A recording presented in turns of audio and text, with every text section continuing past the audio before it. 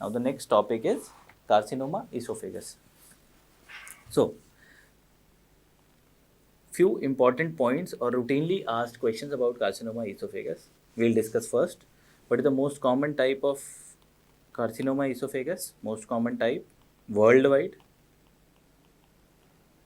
is the squamous cell carcinoma, and most common site of squamous cell carcinoma is the middle one third of esophagus. Okay. Most common type in Western world nowadays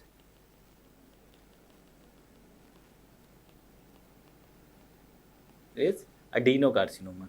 Okay. And most common site of adenocarcinoma, I have told you that adenocarcinoma is occurring because of chronic reflux and GERD. So most common site of adenocarcinoma is the lower one third. Okay. So these are the few most common questions asked. Okay. Now coming on to the risk factors of both squamous cell carcinoma or adenocarcinoma. So what all are the risk factors? First we'll discuss about adenocarcinoma. For adenocarcinoma, the risk factors are presence of GERD, I have already told you, development of Barrett's esophagus,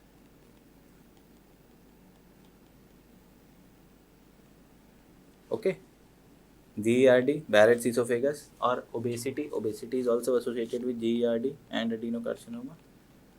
Obesity, high fat diet,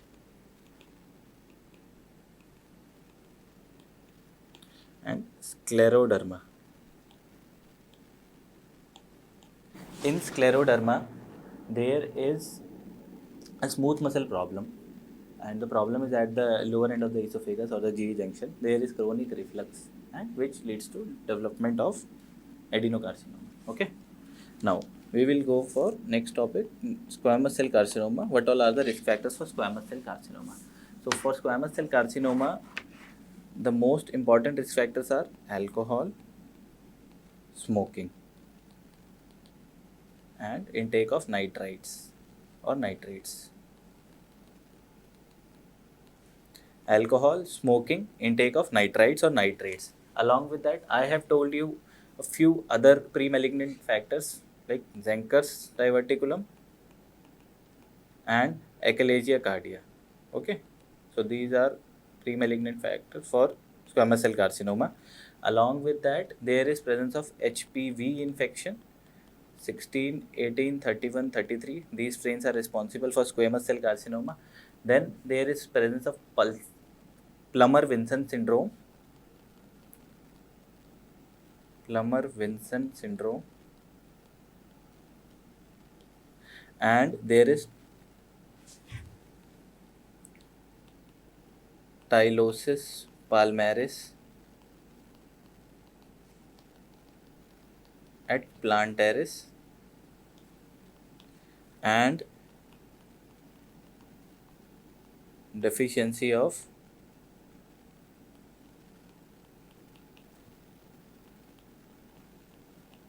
molybdenum, zinc, and vitamin A. These two are also risk factors for squamous cell carcinoma. Okay. Now coming on to the clinical features of carcinoma esophagus. It is seen most commonly in older patients or 6th decade. Males are seen more commonly than females. Most common site of metastasis is liver. Okay. Now, what all are the clinical features in these patients? The clinical features. Most important clinical feature is development of dysphagia. Okay. Dysphagia. This dysphagia is progressive.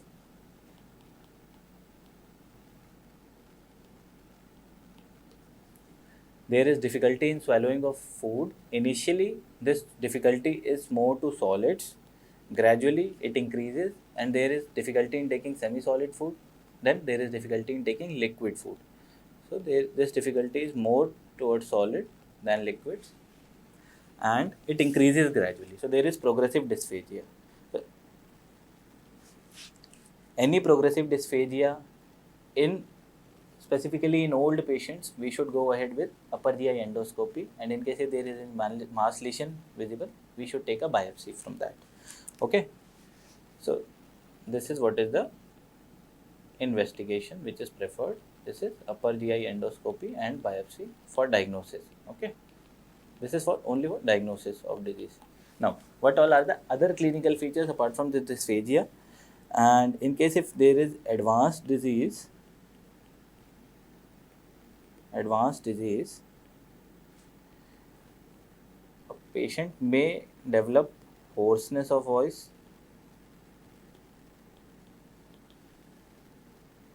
may develop a tracheoesophageal fistula. Along with that, there is presence of weight loss, anorexia. Okay. So, what is the reason of this hoarseness of voice? The hoarseness of voice occurs because of involvement of recurrent laryngeal nerve. Okay. And this malignant tracheoesophageal fistula occurs because this esophagus mass lesion grows and it involves the posterior wall of the trachea, which is the membranous part of the trachea, and there is development of a fistula along with in between esophagus and the trachea. So whenever the patient is taking any food or liquid material, there is sudden choking or cough or respiratory distress which occurs due to the food material or the liquid going inside the chest. Okay, so there is sudden choking, coughing or respiratory distress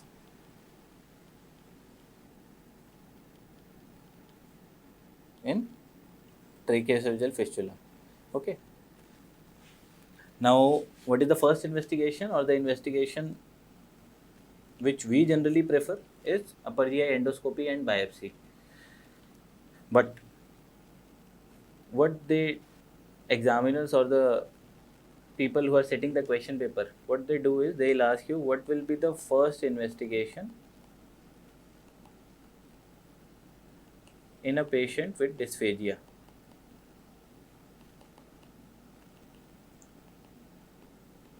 So the first investigation in a patient with dysphagia is barium swallow. Okay. First investigation in a patient with dysphagia is barium swallow, and investigation of choice will be upper GI endoscopy and biopsy. Suppose we have done a barium swallow.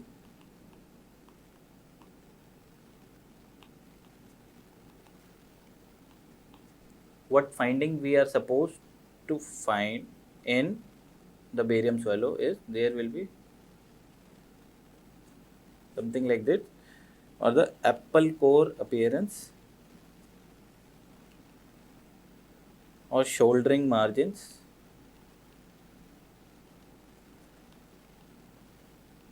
It will not be a smooth appearance. There will be I'll show you the barium swallow finding later, and there will not be a smooth narrowing. It will be a ragged type of a narrowing, and or there will be some apple core appearance on barium swallow.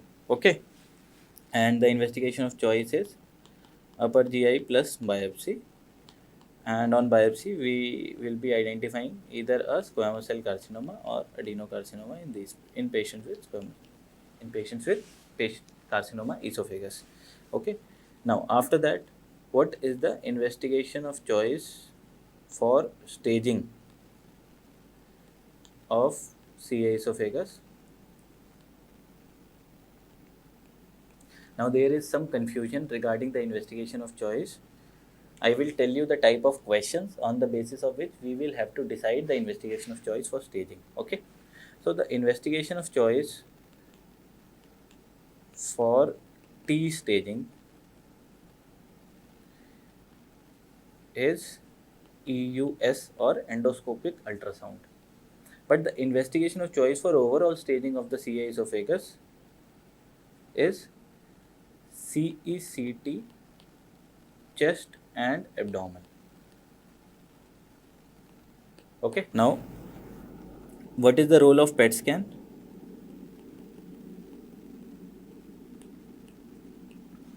Now, if there is some doubtful metastatic lesion on CECT, chest and abdomen, okay. So in metastatic disease, we will go for a PET scan, or to assess response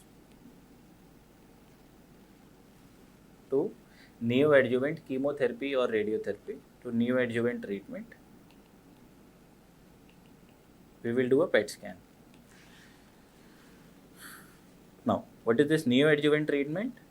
It is the treatment that is chemotherapy or radiotherapy given prior or before to the definitive treatment. So what is the definitive treatment or the best treatment in this case is surgery. But before surgery, in case if we are going for chemotherapy, radiotherapy, it is advisable to do a PET scan before giving a chemotherapy or radiotherapy to assess the response to chemo or radiation. Okay. Now, this is the TNM classification for CA esophagus.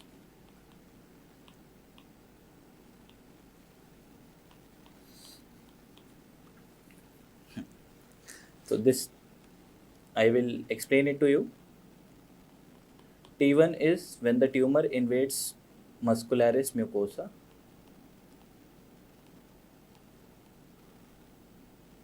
Or submucosa. Okay. T2 is tumor invades into but not beyond the muscularis propria. So tumor is involving muscularis propria. T3 is adventitia involvement. T4 is T4A and T4B, which is involvement of adjacent structures which are resectable.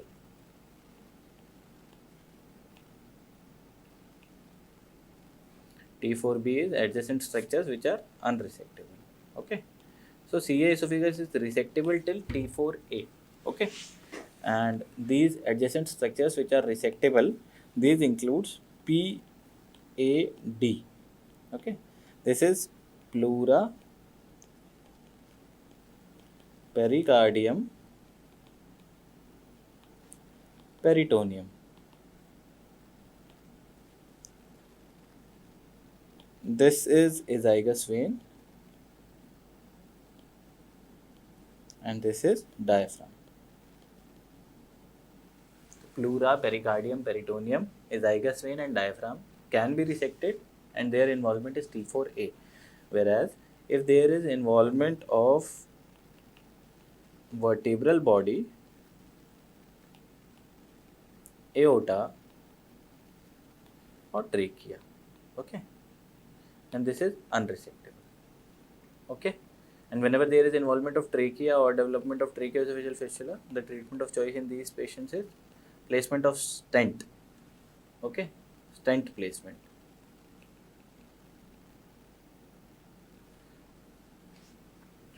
Now, what is this N disease? N1, N2, N3, N0 obviously. N0 is no lymph node. N1 is 1 to 2 regional lymph node. N2 is 3 to 6 and N3 is more than equal to 7 lymph nodes. Okay. And M0 is no metastasis, M1 is distant metastasis. This we have read multiple times, but we haven't given a thought about this, why this histological grade is given here along with the TNM classification. Okay. So this histological grade is also important in the staging of CA esophagus.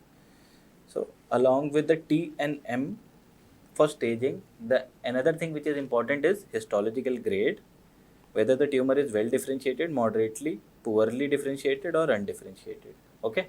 Now what is its relevance, I'll explain you in this classification. Now you can see here there is a separate classification for adeno-CA and squamous cell carcinoma. Here I'll show you regarding the adeno-CA. In adeno-CA there is presence of T and M and grade. Okay, and so this grade is important in adeno-CA, grade, and whereas in this squamous cell carcinoma, along with this grade, there is presence of location also. So grade and location both are important in squamous cell carcinoma. This is the question which is frequently asked in the superspeciality entrance exam. So I will suggest you to remember this, as they are asking multiple superspeciality questions also nowadays. So both grade and location are important in the final staging of a squamous cell carcinoma. Okay.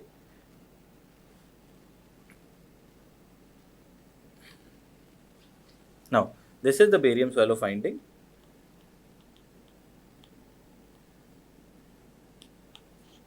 You can see here there is ragged margins, not a smooth finding like a normal rat tail appearance in achalasia guardia. No, this is a ragged margin, more suggestive of a malignancy. Okay. Now, what is the treatment? Now we have diagnosed, we have staged the disease. What is the treatment? So the treatment which we are following in majority of our patients is neoadjuvant chemotherapy and radiotherapy followed by surgery. Okay, I'll explain you what is this treatment. Generally, surgery is upfront surgery is direct surgery. Direct surgery is recommended if the tumor is T1. Okay. If the tumor is T2 or above, in some books it is mentioned as T1B or above, or node positive tumor.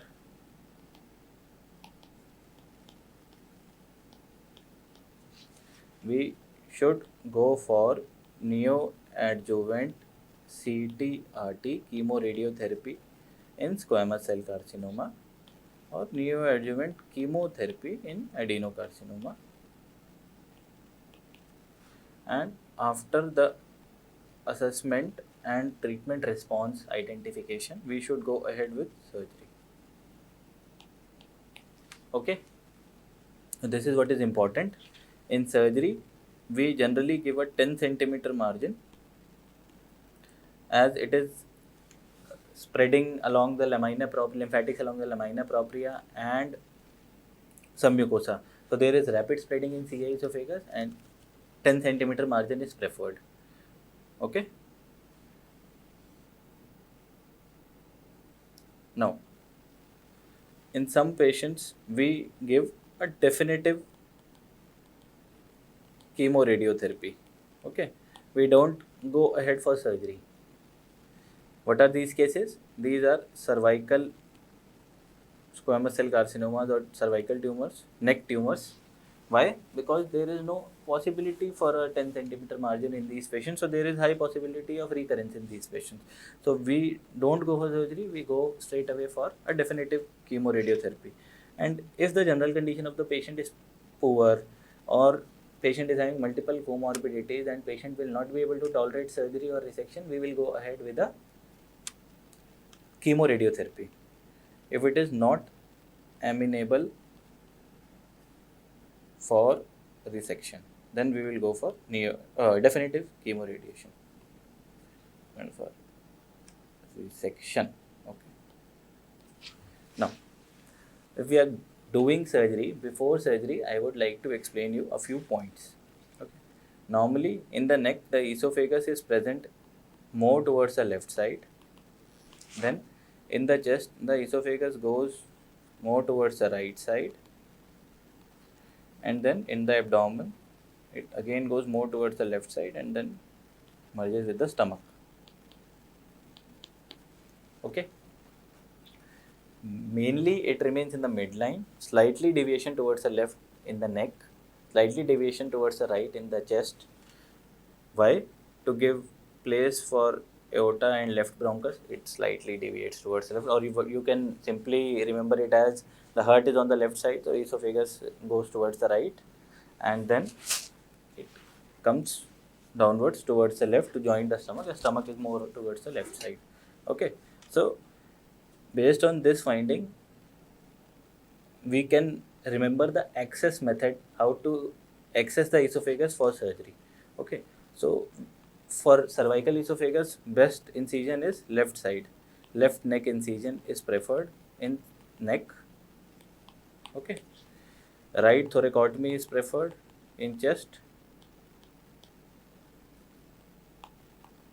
and abdomen में either we are going for midline or left thoracoabdominal. Okay,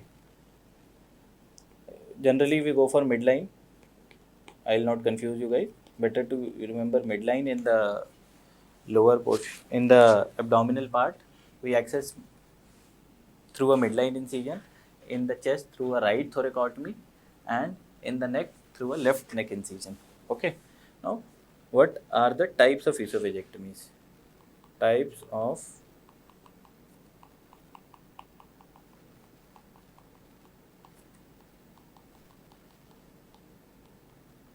esophagectomies. Okay. There are three main esophagectomies types which are asked in exams. Ivor-Lewis operation,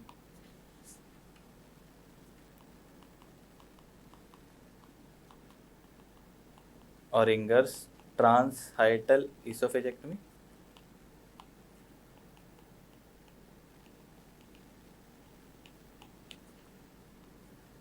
or McKeown's three-field en bloc esophagectomy.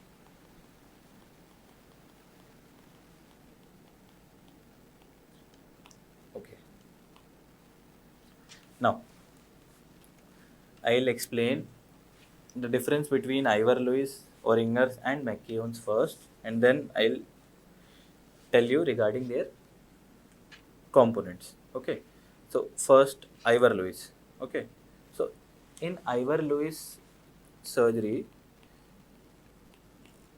generally the tumor is in the lower esophagus. Okay. So if there is tumor which is involving the lower esophagus or the GE junction, we prefer Ivor-Lewis. Lower esophagus tumor or GE junction tumor. Okay. What we do in Ivor-Lewis operation, we first do a midline laparotomy.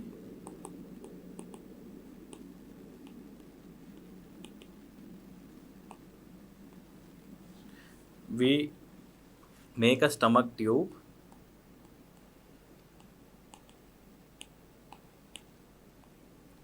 Then we do a thoracotomy.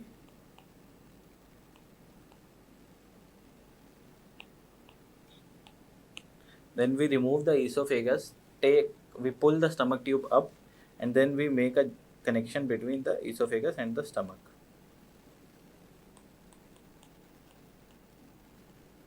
Okay. So, how to understand? Okay. So, suppose this is chest, this is abdomen, this is esophagus, and this is stomach. Okay. Now, there are three routes of access. First is neck, second is chest, and third is abdomen. So, now if a tumor is at the GE junction or in the lower esophagus, if we do not want to give incision in the neck, or we want to do only the chest and abdominal surgery, in these cases we go for Ivor-Lewis operation. Okay. In majority of the Western countries, as adenocarcinoma is more preferred type of is more common tumor, Ivor-Lewis is a more common type of surgical procedure performed. So what they do is they initially do laparotomy. Okay, so they will open and then they will make a stomach tube and then they will mobilize the whole esophagus. After that, they will do a thoracotomy, preferably a right thoracotomy, okay, a midline laparotomy. In this right thoracotomy, they remove this esophagus generally at the level of esophagus vein. So they remove the middle and lower portion of the esophagus along with the tumor, and then they will pull the stomach and they'll make a connection between the esophagus and the stomach. So this is esophagogastrostomy. So this is what is preferred for adenocarcinomas of the GE junction and for the lower third tumors. What is the advantage in this Ivor-Lewis operation? Is that there is less leak. Okay, because if we'll pull the stomach in the neck, there will be more ischemia in the stomach, more pressure in the stomach condu. Okay, so that is the reason why they prefer to do this intrathoracic anastomosis, and this is the reason for less leak in Ivor-Lewis operation. But the issue is whenever there is any leak, this leak will occur in the chest and it will lead to more morbidity. If the leak occurs, it is difficult to manage and is associated with more morbidity and mortality. Okay, now the next topic is Oringer's transhiatal esophagectomy and the McKeown's 3-field en bloc esophagectomy. Okay, so first I'll explain you the McKeown's 3-field en bloc esophagectomy.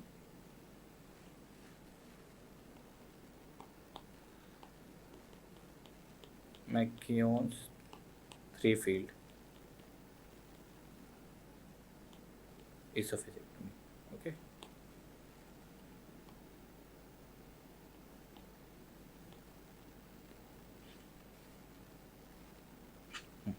so firstly we will do a right thoracotomy.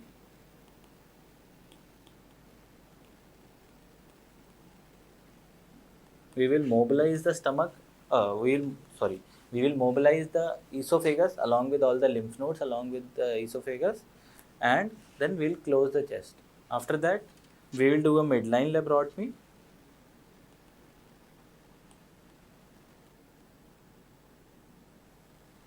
Where we will mobilize the stomach along with the GE junction, and after that we will give a cervical incision on the left cervical incision. Then we will divide the esophagus. We will take out the specimen from the abdomen and then we will pull the tube up in the neck. Okay, this tube is pulled up in the neck and there will be anastomosis between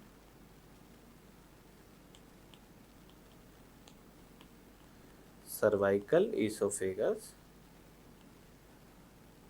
Here the cervical esophagus and stomach.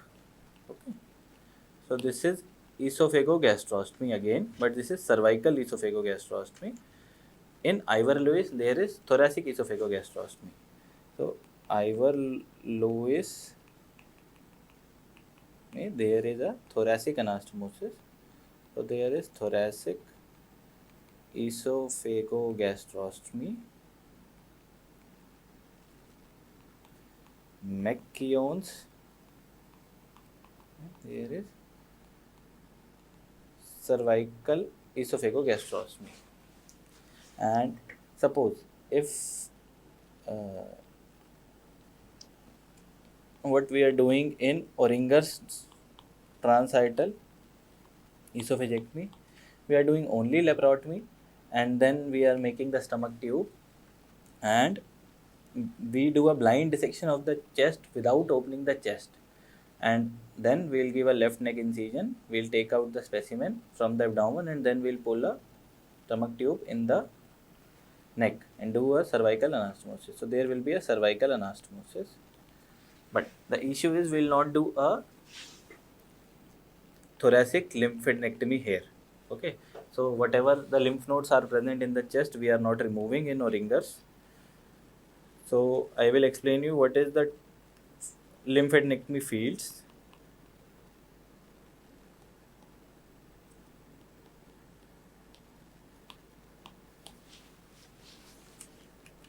One field, two field, and three field lymphadenectomy. Okay, so if we are removing lymph nodes in neck, chest, and abdomen, neck plus chest plus abdomen, then it is three field. So it is done in McKeown's three field lymphadenectomy. In two field, we do a chest and abdomen lymphadenectomy. This is generally done in Ivor Lewis. And in one field, we only do abdominal lymphadenectomy, which is mainly done in Oringer transhiatal. Okay, so this is about type of lymphadenectomies. Now, whenever there is presence of a cervical esophagogastrostomy, as we have pulled the stomach from the abdomen through the chest into the neck, there is more possibility of leak, so increased leak rate. But this leak is coming out from the neck, so it is easy to manage, and less morbidity and mortality, even if the leak occurs. Okay. So,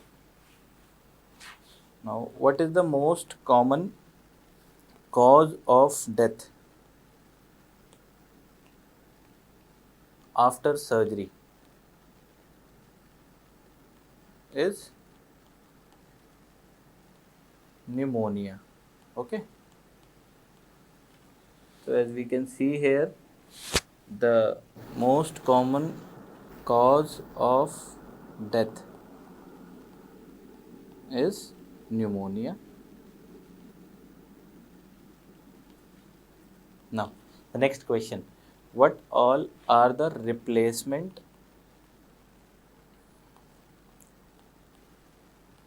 conduits after esophagectomy? Okay, so we have removed whole of the esophagus. Now we can replace it with stomach, colon, or jejunum. Stomach is the most preferred and most commonly used. In stomach, it is the most preferred and the most commonly used replacement conduit based on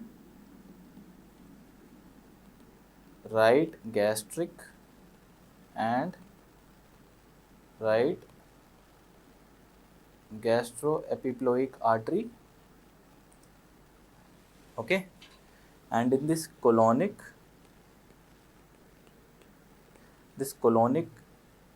is generally preferred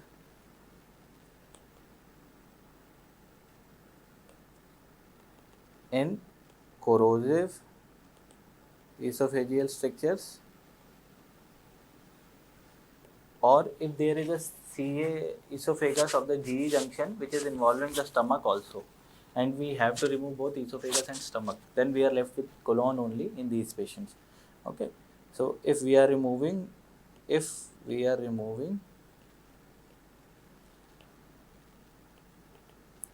both esophagus and stomach,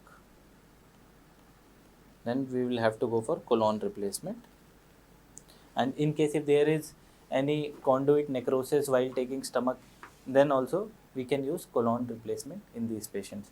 So which colon we will use? We will prefer left colon, which is based on left colic artery. Okay, and the third or the least preferred one is jejunum. Okay, now what is the route which is preferred? There are three routes. First route is the native route or the posterior mediastinal route.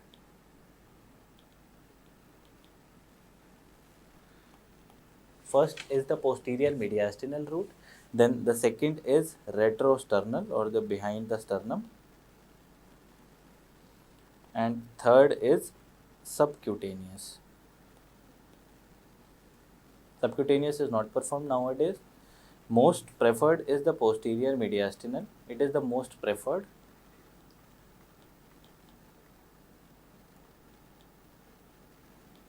It is 32 centimeter in length, whole of the route. This is 34 centimeter. This is 36 centimeter. So this is the shortest and the most preferred. Okay. Another question. What in cases of malignant tracheoesophageal fistula? Malignant tracheoesophageal fistula, surgery is not done, and the treatment of choice is, what is the treatment of choice in malignant tracheoesophageal fistula? It is stenting or SEMS. As what is the full form? It is self-expanding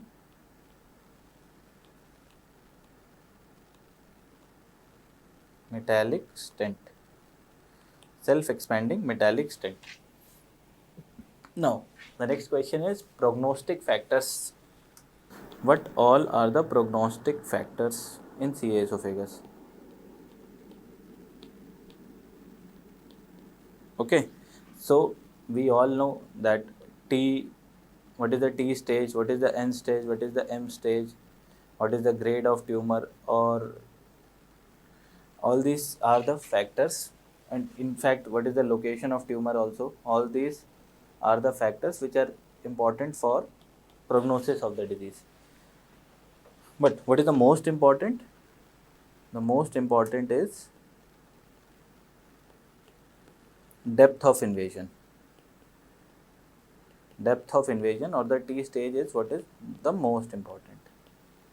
Okay, and regarding this location of tumor, if it is cervical tumor or tumor at G junction,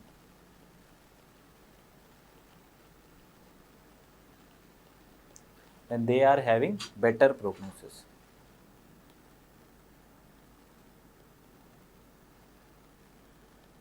Okay, so this is all about carcinoma esophagus.